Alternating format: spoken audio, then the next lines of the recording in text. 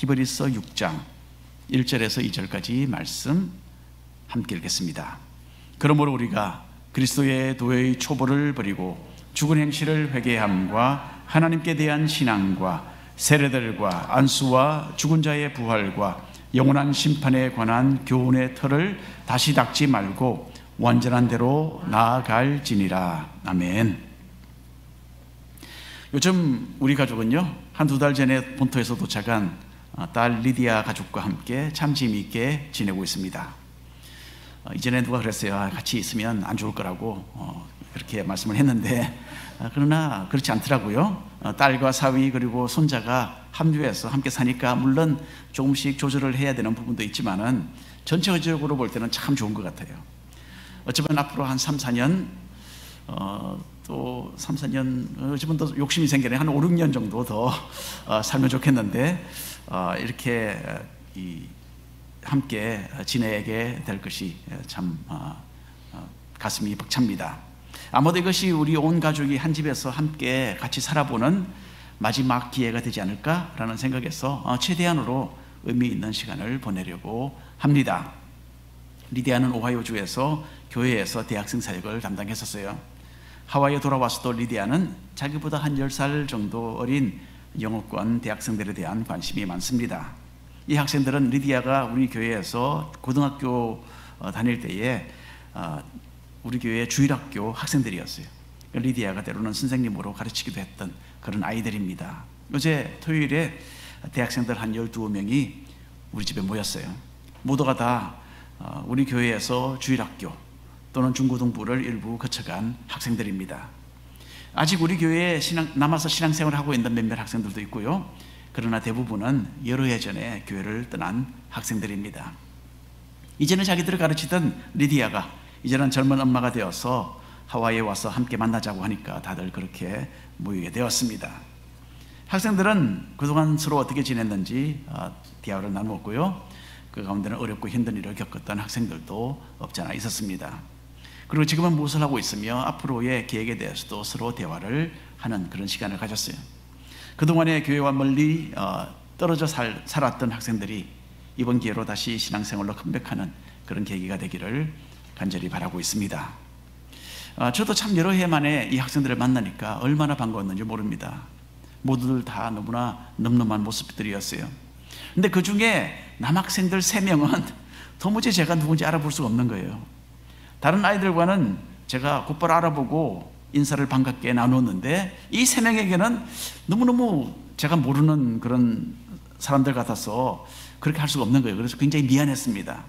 분명히 우리 교회 학생이었을 텐데 제가 못 알아보니까 제가 너무나 미안했어요. 자기들이 누구누구라고 스스로 소개를 하는데도 그 이름은 제가 너무나 잘 아는 이름들이죠. 그런데도 얼굴은 여전히 기억이 나지 않습니다.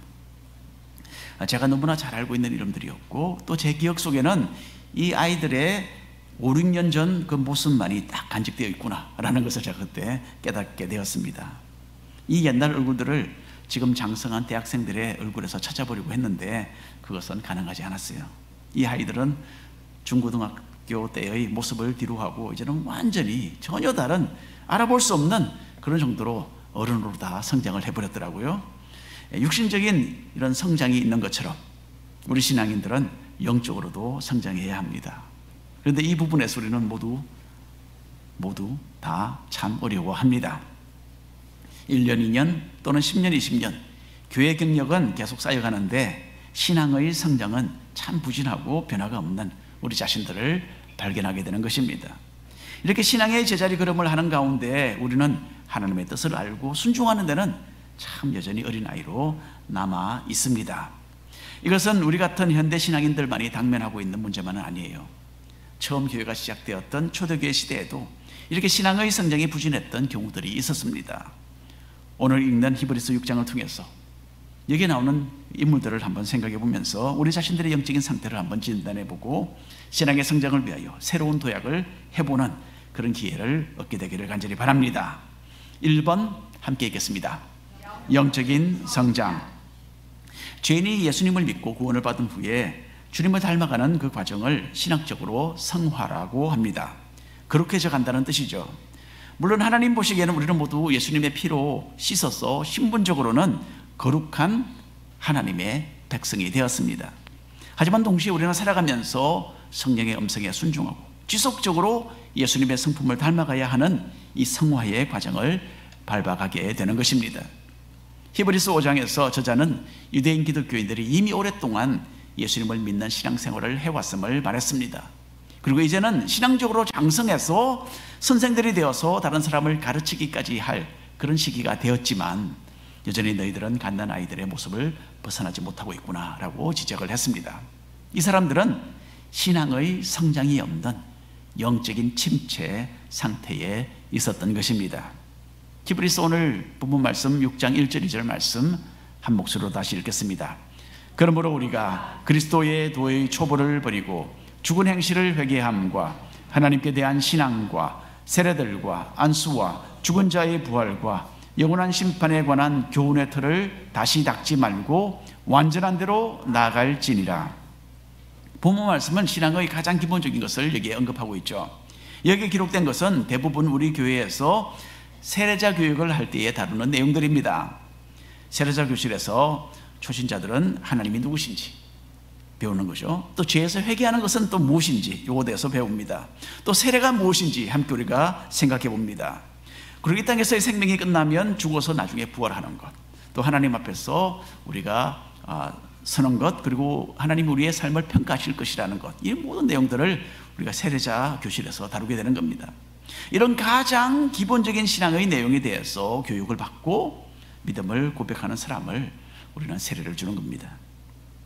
히브리서 저자로부터 이 편지를 받고 있는 유대인 기독교인들은 그 당시에 이 중요하지만은 너무나 기초적인 내용을 배워서 아는 것으로 그냥 만족하고 있었다는 것을 알 수 있습니다.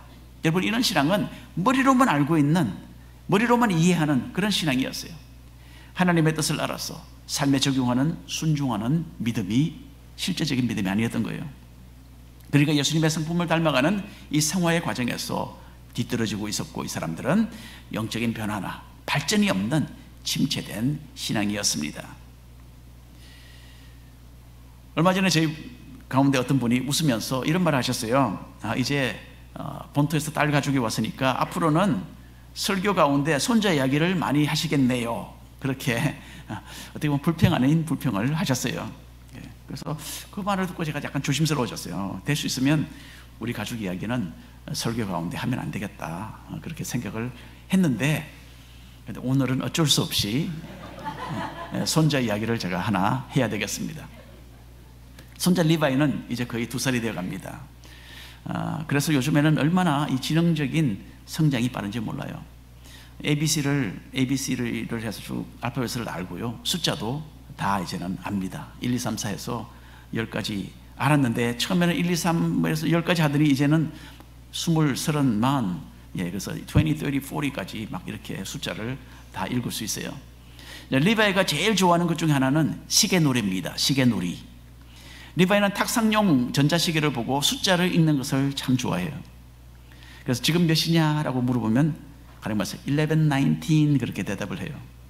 그 다음은 무엇이냐 그러면 하면서 조금 생각하는 흉내를 내다가 아마 제 생각에는 금방 아는 것 같아요. 근데 하고는 11, 20라고 그 다음에 이제 넘어가는 숫자를 이야기를 해요. 그리고는 시계 번호가 바뀌기까지 함께 우리랑 재밌게 노래를 부르다가 계속 시계를 보는 거예요. 시계가 바뀌면 11, 20라고 그렇게 외칩니다. 리바이는 이렇게 노는 것을 재미있어 하면서 쉽게 우리랑 10분, 20분을 그렇게 보냅니다. 자, 지금 우리가 보기에는 우리 손자 리바이는 너무너무 똑똑하고 참 특별한 아이예요. 우리가 보기에는 그렇다는 거예요. 여러분들은 어떻게 생각하실지 모르지만은. 그런데 만일에 중학생이나 고등학생이 되었어도 리바이가 여전히 이렇게 시계놀이를 하고 있다 그러면 너무나 어처구니 없는 일이 아니겠습니까? 때가 되면 1, 2, 3 숫자를 인식하는 기본적인 단계를 벗어나서 곱하기, 나누기, 방정식을 비롯해서 더 높은 그런 필요한 수학을 터득해야 되는 것이죠. 신앙에 있어서도 마찬가지입니다. 우리가 여러 해 동안 들어서 알고 있는 하나님에 관한 지식, 또 죄의 삶에서 회개하는 그런 어떤 방법이라든지 그런 지식, 또 기타 교회 생활에 대한 여러 가지 경험, 이걸 붙잡고서 주저앉아 있는 것은 이렇게 영적으로 어린아이 수준에 그냥 머물러 있는 거예요. 이제는 듣고 이해하고 생각하는 것으로 만족하거나 멈추는 그런 미약한 수준의 신앙에서 벗어나야 합니다. 하나님의 말씀에 순종하기 시작하면서 꾸준하게 삶이 변화되어 가는 그런 정상적인 신앙을 우리가 추구해 나가야 하는 것이에요. 이제 8월이 되면 제자훈련이 다시 시작됩니다. 저희 교회는 제자훈련을 마친 분들이 막 100몇십 명 되는데 그동안에 또 새로 오신 분들도 많으니까 제가 다시 한번 들려드립니다. 제자훈련이 무엇입니까? 신앙의 기초를 잘 다지고 더 성숙한 믿음의 사람이 되자는 그런 간절한 소망으로 우리 교회는 이런 제자훈련을 매년 진행하고 있어요. 뭐 그렇다고 해서 제자훈련 프로그램을 수료한 사람이라 해서 자동적으로 주님의 제자로 완성되었다는 뜻은 아닙니다. 뭐 그러면 얼마나 좋겠습니까만은 현실은 그렇지 않아요. 제자훈련하고서도 신앙의 본이 되지 못하는 분들도 계시는 것 같아요. 하지만 이런 제자훈련은 어디에 의미가 있느냐? 이 기간을 계기로 삼아서 나의 영적인 삶의 변화를 시도하고 믿음으로 성장하자는 데에 그 의미가 있는 거예요. 그리고 그렇게 해서 참 신앙으로 성장하는 그런 예들을 저는 많이 봅니다. 그래서 여러분 8월에 제자훈련 다시 시작하면 많이 조인하시기 바랍니다. 연령 상관없어요. 연세가 많으신 분들도 하셨고요, 아주 젊은 사람도 했습니다. 함께 또 8월이 되면 그동안에 방학에 들어갔던 목장들이 새롭게 다시 편성이 되고 모임이 다시 시작됩니다. 여러분 목장 모임은요 작은 교회예요. 교회. 이렇게 큰 교회로 모이면 우리 서로 모르잖아요. 이렇게 여러분 1년을 와서 예배를 들어보십시오. 서로를 잘 알지 못합니다. 안면은 있는데 그러고는 몰라요. 대화를 나눌 기회가 없습니다. 너무 사람들이 많아서. 서로 잘 알고 지내는 그런 것은 소그룹으로 이루어집니다. 그래서 함께 기도하고 말씀으로 성장하며 그리고 서로 협력하고 도와주는 그런 것이 바로 교회 목장 모임입니다. 우리 교회는 목장 모임을 중심으로 서로 섬기고 또 주님의 교회를 위해서 봉사하는 일도 합니다. 그리고 앞으로는 목장 사역을 통하여서 영적으로 방황하는 사람들이 전도를 받고 주님께로 돌아오는 것도 목격하게 될 것을 우리는 기대하고 있습니다. 여러분 주님께서는 우리의 삶 속에 이런 참 변화를, 실제적인 변화를 이루기를 원하세요. 그리고 변화는 주님의 뜻에 순종함으로만 이루어집니다. 주님께 순종하지 않는데 올바른 변화가 이루어질 수가 없는 거예요. 머리에 쌓아둔 우리 기독교 신앙에 대한 지식이 아니라 실생활에서 실천되는 순종이 우리에게 필요한 거예요. 이것이 없이는 우리는 기본적인 믿음에서 그냥 만족하고 그 초보적인 그 모습의 신앙에 그만 주저앉아 있는 영적인 어린아이의 모습을 면치 못하는 것입니다. 그래서 나는 지금 영적으로 성장하고 있는가? 스스로 좀 한번 질문을 해봐야 합니다. 지난 해에 비해서 올해 지금 나의 신앙의 상태는 더 좋은 방향으로 지금 가고 있는가? 우리가 서로 들어봐야 되는 거예요. ABC 그리고 1, 2, 3 이런 어린아이 수준에 머물러 있지 말고 이제는 실생활에서 주님께 순종하며 변화되는 그런 장성한 믿음의 소유자로 살아가시기를 바랍니다. 2번 함께 읽겠습니다. 경고의 말씀. 히브리서에 나오는 유대인 기독교인들은 초보적인 신앙과 교훈에 만족하고 있었어요. 이 사람들은 영적인 발전이 부진했고 오랜 세월이 지나서도 여전히 신앙의 초보자로 남아 있었습니다. 이제 신앙 때문에 세상 사람들로부터 심각한 압력과 핍박을 받으면서 이 사람들의 믿음은 파선할 위기에 놓이게 되었어요. 유대인 기독교인들은 박해를 피해서 평안하고 안정된 삶을 원했습니다. 그래서 아예 이제는 주님을 믿는 신앙을 저버리고 이전에 믿던 유대교로 돌아가려는 그런 유혹을 받고 있었던 거예요. 이렇게 흔들리고 있는 신앙인들에게 히브리서 저자는 엄중한 경고를 내립니다. 함께 읽겠습니다. 히브리서 6장 4절부터 6절까지 말씀입니다. 한 번 빛을 받고 하늘의 은사를 맛보고 성령에 참여한 바 되고 하나님의 선한 말씀과 내세의 능력을 맛보고도 타락한 자들은 다시 새롭게 하여 회개할 수 없나니 이는 그들이 하나님의 아들을 다시 십자가에 못 박아 드러내놓고 욕되게 함이라.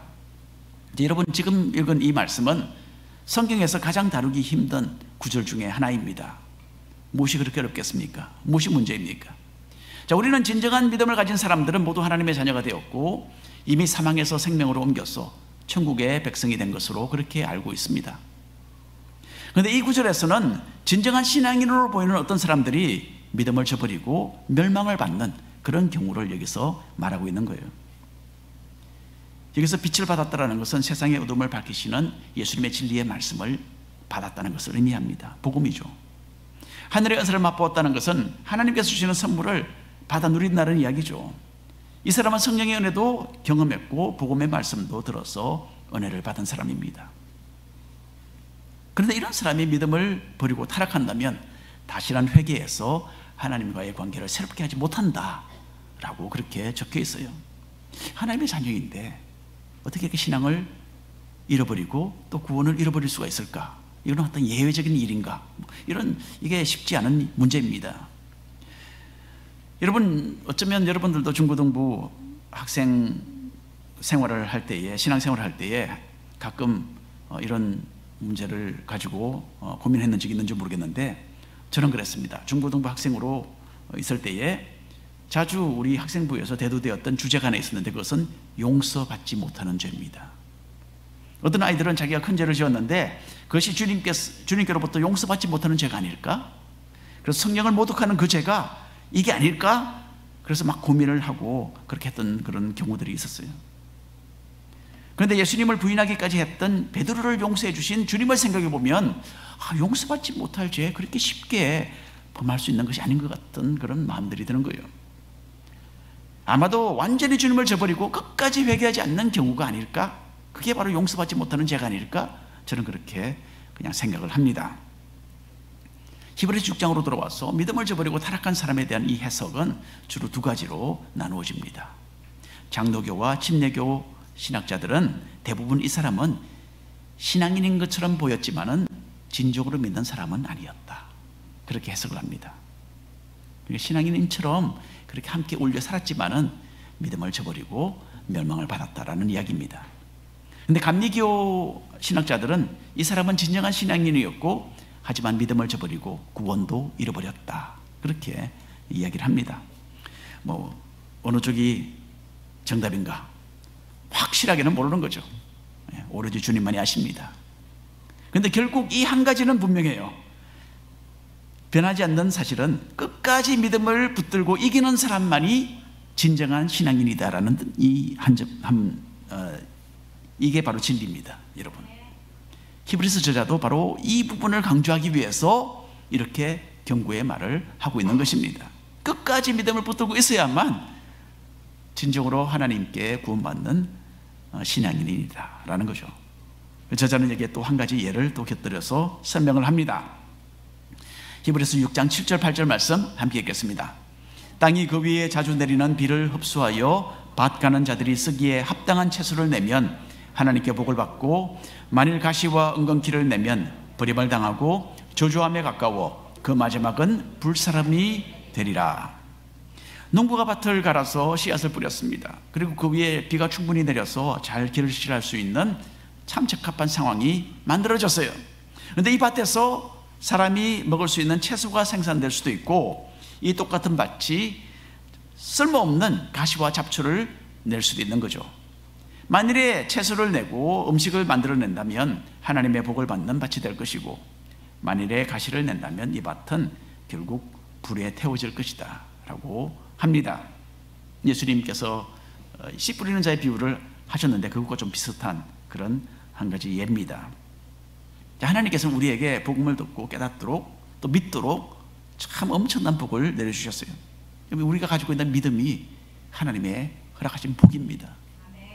주님께서 우리에게 이렇게 구원의 은혜를 입도록 하셨는데 우리의 마음밭에서 좋은 열매가 나올 것을 기다리고 계시는 거예요.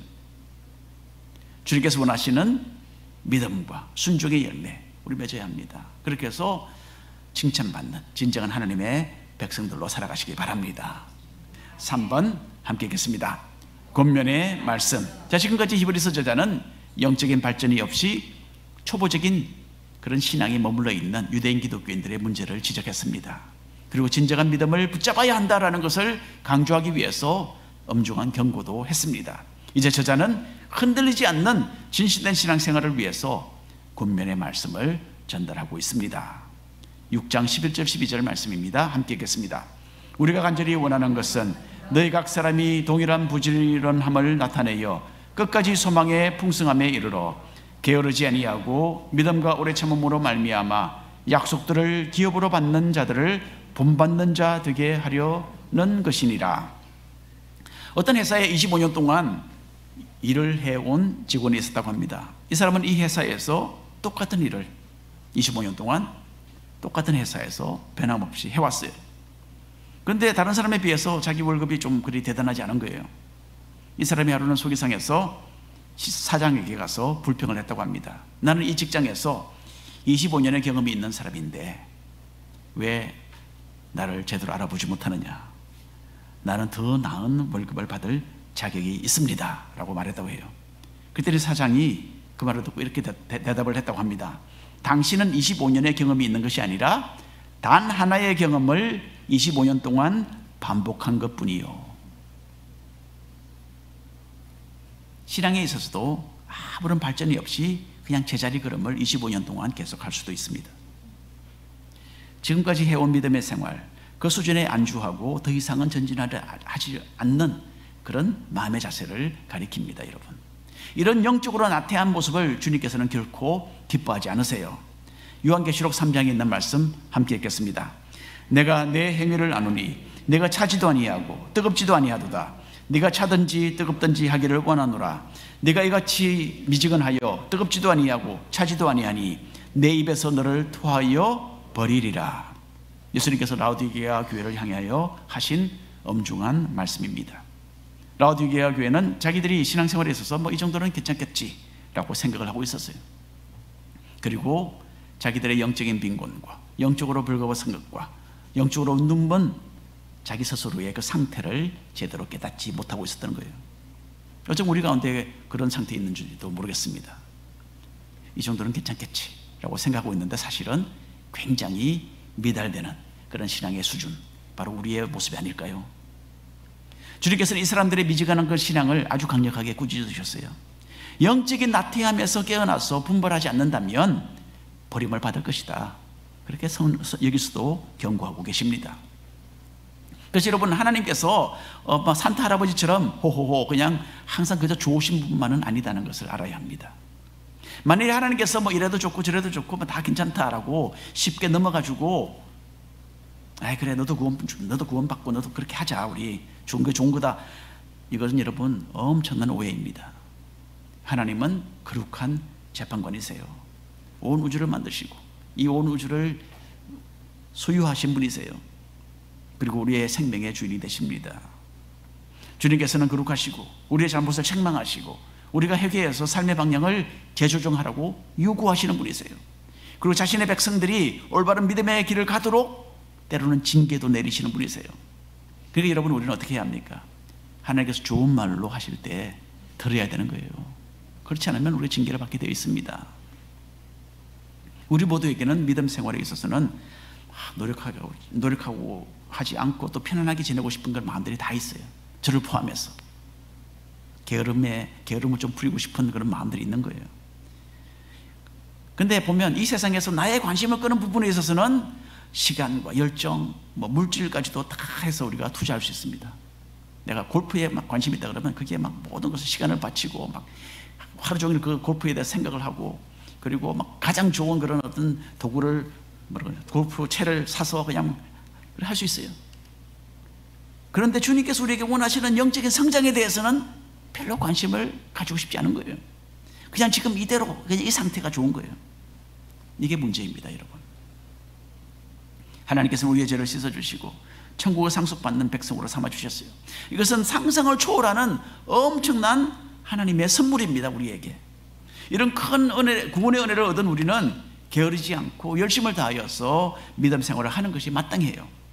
이런 모습으로 우리에게 약속하신 구원의 소망을 향하여 우리는 매일 전진해 나아가야 하는 겁니다. 히브리서 6장 19절 20절 말씀 읽겠습니다. 우리가 이 소망을 가지고 있는 것은 영혼의 닷 같아서 튼튼하고 견고하여 휘장 안에 들어가나니 그리로 앞서가신 예수께서 멜기세덱의 반차를 따라 영원히 대제사장이 되어 우리를 위하여 들어가셨느니라. 지난주에 말씀드린 대로 멜기세덱에 대해서는 우리가 다음 주에 우리가 자세히 살펴보겠습니다. 어쨌든 여기 우리 신앙인들의 최종적인 목적이 나와 있죠. 우리의 최종적인 소망은 천국에 들어가는 것입니다. 여러분, 이 세상에서 우리가 뭐 여러 가지 일을 경험하고 막 이 세상의 삶이 어떻게 했든지 간에 결국 우리가 천국에 들어가야 되잖아요. 천국에 들어가지 못하면 이 세상의 모든 일이 다 허사입니다. 그래서 주님께서 우리에게 원하시는 것이, 얘들아 천국에 들어오너라, 이 구원의 문을 활짝 열어놓고 우리를 초청하고 계시는 거예요.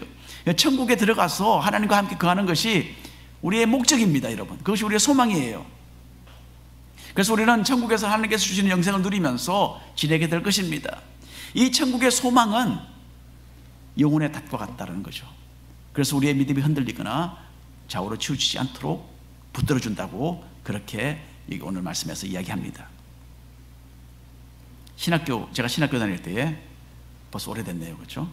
한 30년 전에 신학교 다닐 때에 홍콩에서 온 어느 중국인 신학생과 함께 제가 낚시를 간 적이 있어요. 저는 그때도 낚시를 좋아했고 지금도 좋아합니다. 그 친구가 낚시를 가자고 해서 갔는데, 이 홍콩 신학생이 보니까 놀랐습니다. 두세 명이 탈 수 있는 작은 배가 있는 거예요. 신학생인데 배가 있어요. 근데 뭐 아주 대단한 건 아닙니다. 아주 작은 배예요. 노로 져서 가는 노젓는 배입니다. 그 신학교에서 그리 멀지 않은 보스턴 근방에 있는 호수가 많거든요. 거기에 어느 호수에 이 작은 배를 띄웠어요. 그리고는 노를 저었어요, 둘이.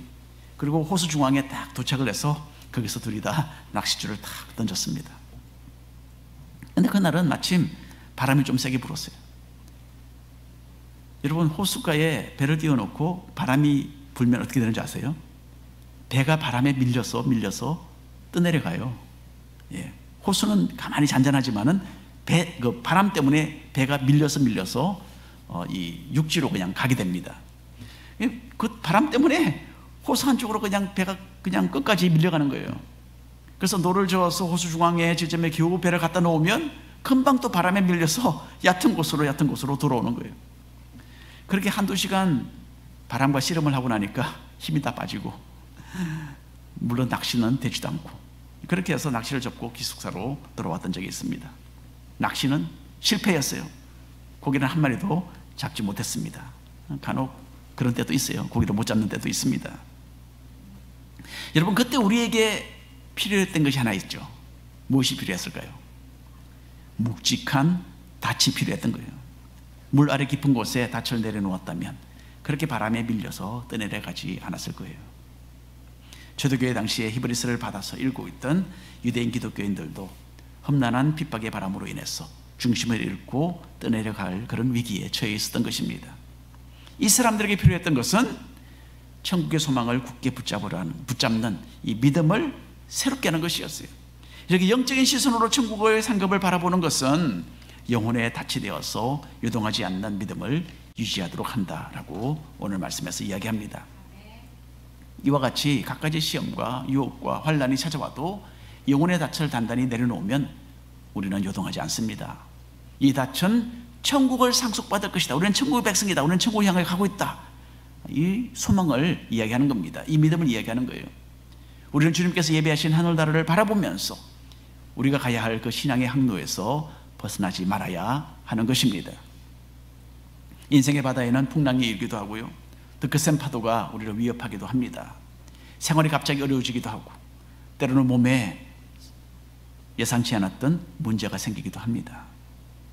우리 가운데도 그런 분들이 계세요. 너무나 안타깝습니다. 또는 가까이 있던 사람들이 떠나가기도 하고, 우리가 의지하던 것들을 잃어버릴 때도 있어요. 하늘나라로 가는 여정 가운데서 우리에게 필요한 것은 인내하며 순종하는 믿음입니다. 실망스러운 일들이 닥친다 하더라도 하나님의 신실하심을 믿고 그 믿음을 삶 속에 적용하면서 우리는 어려움들을 하나씩 이겨나갈 수 있는 것입니다. 그래서 우리의 소망 이 땅에 두지 마시고 영원한 것을 향해서 끊임없이 시선을 맞추어가는 그런 신앙인들로 살아가시기를 바랍니다. 오늘 결론에 말씀드립니다. 우리가 오늘 읽은 히브리서 6장은 우리가 신앙으로 계속 성장해야 한다는 것을 교훈해 주고 있습니다.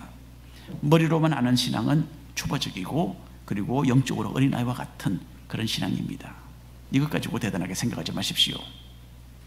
이제는 하나님의 말씀의 그 교훈을 마음에 새기고 실제로 손발로 순종하는 그런 삶의 변화가 나타나기 시작해야 할 때입니다.